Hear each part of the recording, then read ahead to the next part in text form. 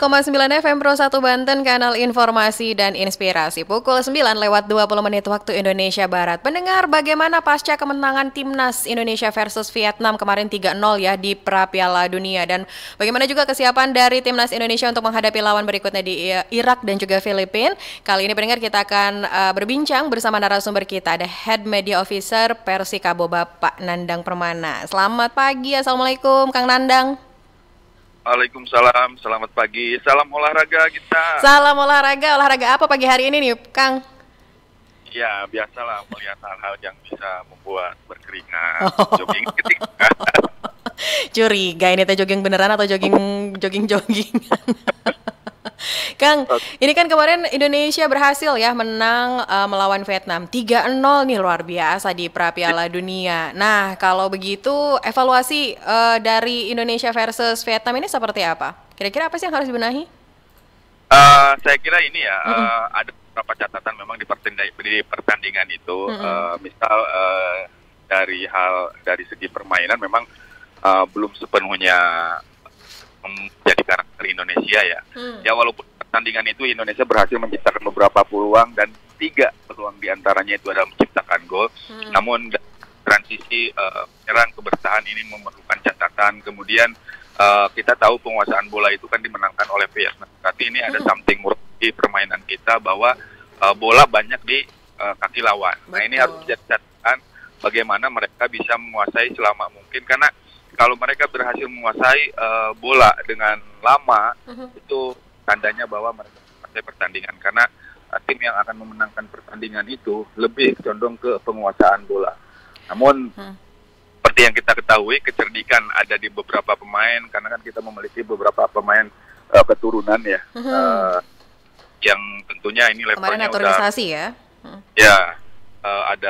Udah di level kompetisinya itu ada di high kompetisi yang lebih unggul ketimbang Liga 1, jadi mereka mampu mampu memanfaatkan peluang sekecil apapun, karena beberapa peluang yang pertama kan gol tercipta dari heading, kemudian kedua itu gol terjadi berkat kecerdikan dari Orhan Mangun, kemudian yang ketiga ini yang saya kira bahwa satu putra terbaik Indonesia, selidikan kompetisi Indonesia tahun 2020-2022, saya juga bersama dengan dia, itu Ramadan Sananta.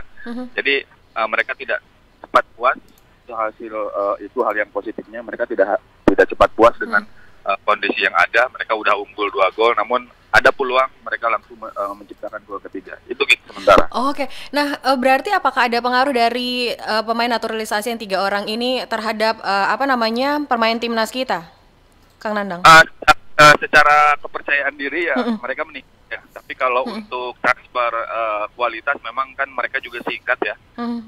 Ada beberapa pemain juga yang saya kira bergabung di saat timnas sudah melakukan training center yang udah lama ya. Tapi hal positifnya ya dari segi mental, kepercayaan diri mereka meningkat. Kita tahu kan bahwa Vietnam itu merupakan salah satu rival terberat Indonesia kecuali Thailand ya, kalau di lingkup ASEAN. Tapi di pertandingan itu beberapa pemain lokal seperti Asnawi, Rizky Ridho, Witan Sulaiman, ada Egy juga, kemudian dan Sananta, itu terlihat mereka percaya diri karena komunikasi di pertandingan itu saya sesudah pertandingan juga bercakap-cakap dengan beberapa pemain. Nah, ada kepercayaan diri mereka yang meningkat, dan itu merupakan modal yang pertama, karena belum masuk lapangan, ketika kita udah percaya diri, maka dipastikan permainan itu akan berjalan baik, setidaknya akan meraih hasil poin. Itu gitu. Oke, kalau begitu. Nih, Kang Nandang, kalau misalkan melihat dari pelatih Sintayong sendiri, kira-kira seperti apakah memang ini juga memberikan pengaruh terhadap pemain timnas kita untuk pra-kualifikasi Piala Dunia kali ini, atau seperti apa? Ya, saya signifikan yang pengaruhnya ya. Saat ini beliau menjadi bahan perbincangan ya, dalam tanda kutip,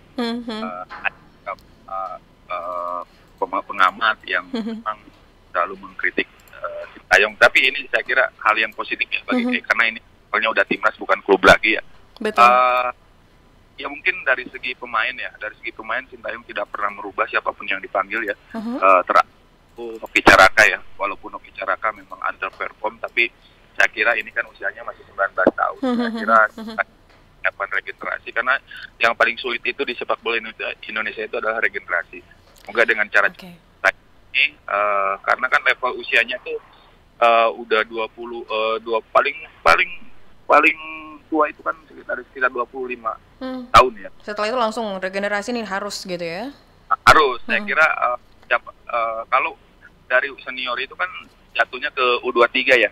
Betul. Nah, main di senior, kalau memungkinkan udah level internasional, levelnya ke U23, saya kira ini yang dilihat Sintayong, karena bagaimanapun juga ya kita nggak mata dengan pembinaan yang kita lakukan sekarang ini masih jauh dari panggang api lah. Masih dari mulai grassroots-nya pembinaan di usia muda, 17, U19 sampai U23 itu masih levelnya masih kurang, karena kompetisi untuk U20, 16 sampai U16, U18 sampai U20 kan di Elite Pro Academy itu baru ada lagi tahun ini, karena kan tahun sebelumnya kita terkena COVID ya. Betul. Jadi jalan Liga 1 aja. Jadi saya kira dari segi tim memang udah bagus ya, tinggal bagaimana menghadapi Irak tanggal 6 Juni dan di Filipina 11 Juni. Saya kira seperti yang saya tadi bilang di awal, bahwa hal-hal itulah yang mendasar yang memang perlu dievaluasi oleh Coach Sintayong. Oke, nah berarti apa yang harus disiapkan oleh timnas kita nih, Kang, untuk menghadapi Irak dan juga Filipina agar kita ini nggak dibilang faktor keberuntungan lagi gitu? Saya kira gini ya, kalau dari pertandingan awal ya, dari pertandingan kemarin terutama, segi permainannya memang udah terlihat konsisten ya. Kita tahu bahwa di lini ini yang paling penyakit itu kan lini pertahanan kita. Ketika kita menyerang, kemudian dari masa transisi dari menyerang ke bertahan itu di beberapa pertandingan sebelumnya tetapi dengan datangnya beberapa pemain keturunan ini, saya kira udah terlihat terlihat solid ya. Ini juga yang menjadi catatan bahwa lini pertahanan kita tidak lagi menjadi menjadi celah untuk lawan. Terlihat para pemain depan Vietnam pun sangat kesulitan ya untuk menembus lini pertahanan. Tapi untuk menghadapi Irak di Irak beberapa waktu yang lalu kita kalah. Ini harus menjadi catatan ya. Manapun juga Irak itu memiliki kelebihan ya, dari sepak bolanya juga ada beberapa pemain yang saya kira berkarir di Eropa juga. Tapi kalau melihat waktu yang masih sangat panjang ya, kemudian kompetisi Liga 1 juga, kompetisi di negara lain juga masih bergulir, saya kira untuk evaluasi hal-hal yang dasar tadi, saya kira bisa cukup lah. Setidaknya kita bisa meraih kemenangan dengan skor yang walaupun tipis ya, karena tapi yang perlu catatan, kita juga pernah melawan tim-tim buat seperti itu, justru sebaliknya kepercayaan dirinya akan lebih meningkat lagi. Intinya gitu aja, persiapannya harus cepat matang, karena kan kalau tidak ada halangan, kompetisi ini kan akan berakhir di bulan April ya. Iya. Akan berakhir bulan April Liga 1 ini, karena kan kebanyakan juga para pemain lokal ya. Nah, kita ada jeda waktu Mei 1 bulan. Ini yang jangan sampai kebiasaan pemain-pemain kita itu adalah ketika dikasih libur mereka lupa beneran dengan libur. Beneran libur dari aktivitasnya, hanya ini itu yang ringan. Sebagai seorang atlet tentu harus dipertahankan ya, agar mereka bisa konsisten di permainan. Itu aja gitu.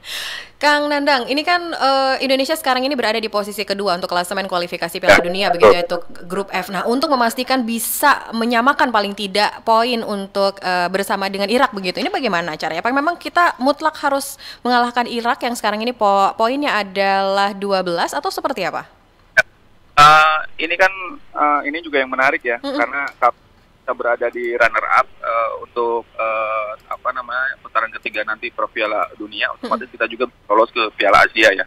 Nah, ini yang menjadi yang menjadi catatan juga. Ini benar menjadi tantangan bagi Sintayong dan juga para pemain. Karena jika kita memenangkan pertandingan, otomatis kita dapat lawan Irak, otomatis kita akan mendapat 3 poin ya. 3 poin. Kemudian kita 10. Nah, lawan kita di atas kertas kita bisa memenangkan pertandingan. Yang penting dengan Irak ini minimal kita tidak kalah melawan Irak ya. Itu karena dengan tambahan 6 poin otomatis Indonesia bisa lebih unggul 1 poin dari Irak, karena Irak kan sekarang itu 12 ya poinnya. Itu dan kira kalau besok minimal tidak kalah untuk disalib sama Vietnam sama Filipina itu. Jadi saya kira seri bisa kemudian seri bisa tapi menang harus lah ya. Menang. Saya kira dengan bermain di Gelora Bung Karno dengan yang seperti yang kemarin, kemudian kita bisa meraih hasil yang positif di Vietnam. Saya kira untuk support dari supporter juga dari masyarakat Indonesia akan jauh lebih tinggi lagi. Betul. Dan ini satu motivasi yang akan membangkitkan motivasi mereka semakin berlipat. Saya kira untuk saat ini Indonesia bisa lebih unggul ketimbang Irak ya. Dengan catatan yaitu tadi jangan pernah melakukan hal kesalahan yang kecil yang tidak perlu seperti salah passing atau misalkan salah dari transisi menyerang ke bertahan atau misalkan build up-nya itu yang mungkin harus lebih dipahami lagi. Apalagi yang ini kan pelatih yang karakternya keras ya, dia lebih lu jangan pernah menyerang kalau misalkan peluangnya masih kecil gitu kan. Oke, jadi ini mungkin iya Kang? Halo. Iya, halo, silakan teruskan. Saya kira itu ya yang harus dipahami para pemain ya, jika memang mereka bisa melaksanakan instruksi di Coach Sintayong di pertandingan hadapi Irak bisa mereka. Oke, ini memang yang diharapkan Indonesia gitu ya, bisa menjadi perwakilan dari grup F untuk Piala Dunia 2026. Memang masih 2 tahun lagi, tapi prosesnya panjang sekali nih sampai dengan saat ini. Kang Nandang, mungkin tidak sih ini akan dilakukan laga uji coba antara Indonesia dan juga sebelum tampil melawan Irak maksud saya? Saya kira sangat riskan ya kalau uji coba. Ya, sangat riskan sekali. Nanti ketahuan ya bocorannya ya. Karena di Indonesia ini kan tidak ada istilah kata uji coba timnas tertutup ya. Bisa bisa mendatangkan respon negatif terhadap federasi ya. Karena bagaimanapun juga tentu hal itu timnas ini udah menjadi milik warga negara Indonesia ya. Jadi apapun perkembangan sekecil apapun perkembangan tentu masyarakat ingin tahu. Dan yang paling utama itu adalah riskan di masalah injury ya, cedera. Karena bagaimanapun juga uji coba juga sama seperti pertandingan pertandingan real ya, pertandingan nyata. Kemenangan itu harus tetap diraih. Maka saya sih berharapnya tidak ada uji coba, tapi mereka punya lebih lama gitu. Latihannya lebih dimaksimalkan kayaknya Pak ya. Training campnya lebih lama gitu. Saya kira habis mulai Liga 1 sampai tentang pertandingan, karena kan pertandingannya juga di Indonesia dua-duanya. Nah, saya kira lebih baik menggelar game internal aja kalau menurut saya, agar chemistry dalam tim itu lebih baik lagi. Artinya bisa disimpulkan saat ini timnas Indonesia mengalami kemajuan dan juga semakin lebih baik begitu ya, dengan pola-pola yang sudah dilakukan oleh Sintayong sendiri. Ya, betul. Oke, kalau begitu Kang Nandang ada yang ingin disampaikan atau juga harapan mungkinnya untuk timnas Indonesia pada nanti persiapan laga di tanggal 6 Juni dan juga 11 Juni melawan Filipina dan juga Irak. Silakan Kang Nandang. Perjuangan kita belum selesai karena target utama kita itu ada di Piala Dunia dan Piala Dunia pun bukan hanya sebagai pelengkap, tapi kita bisa memperbuat lebih banyak lagi karena kita juga pernah ada di Piala Dunia. Ini adalah catatan sejarah jika memang kita bisa ke Piala Dunia untuk kedua kalinya. Terpenting adalah sekarang itu adalah fokus pada setiap pertandingan, jangan menganggap remeh lawan, walaupun dengan kondisi kita yang secara materi pemain juga sudah mumpuni gitu. Saya kira pemain Indonesia bisa mawas diri dalam hal itu, karena dalam pertandingan sepak bola itu lawan pun bermain dengan 11 pemain. Jadi peluangnya sama, mempunyai peluang yang sama. Terpenting jangan terlalu jumawa, perjalanan kita masih jauh.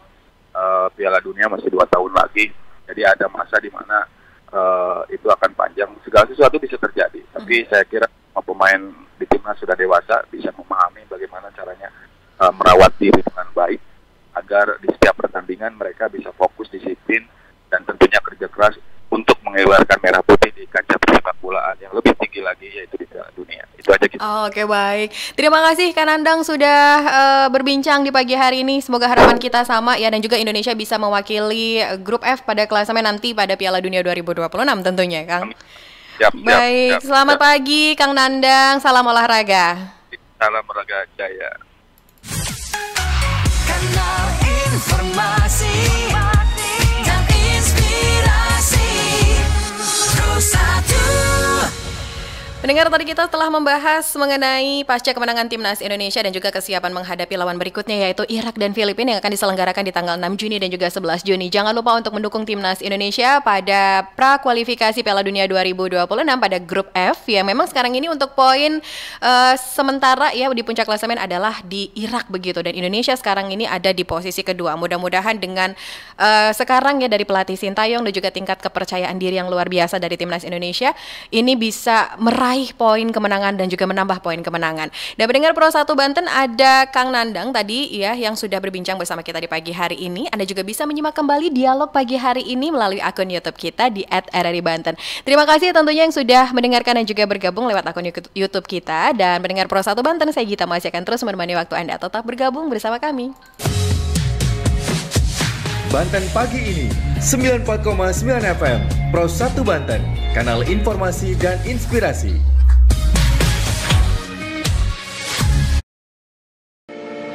RRI Digital. Nikmati kemudahan interaksi, partisipasi, dan kolaborasi dengan RRI Digital. Interaksi, dengar dan saksikan siaran langsung kami, daftarkan akun kamu, dan mulailah berinteraksi di setiap program dan konten kami. Partisipasi, kreasikan konten kamu dengan berita, podcast, vlog, film, musik, dan playlist.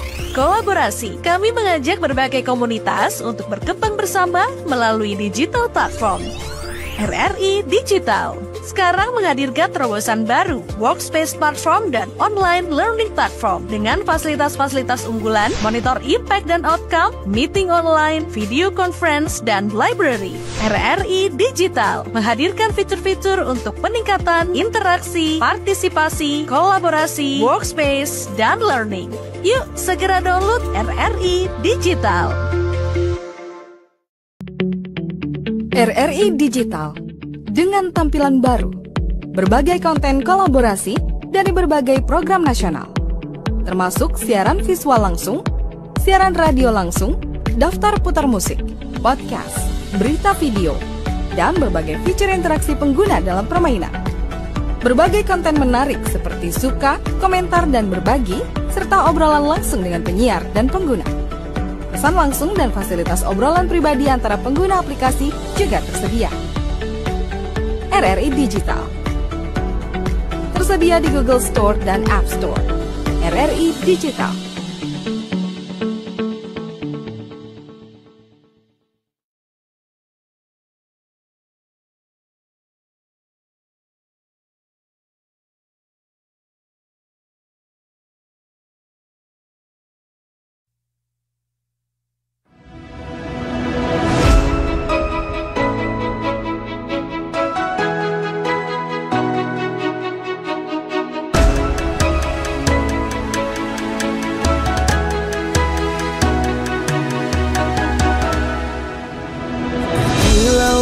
Samudra terbentang khatulistiwa, di situ ku ada bersamamu saudara.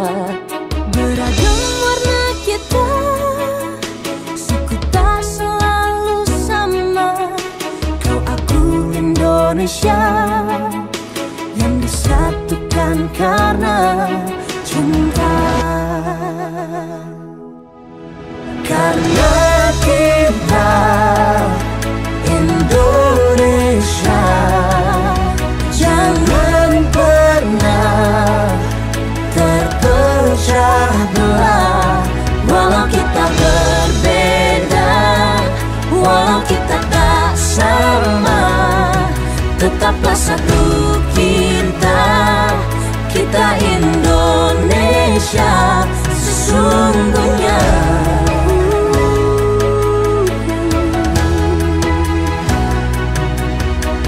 Kilauan samudra terbentang katulistiwa.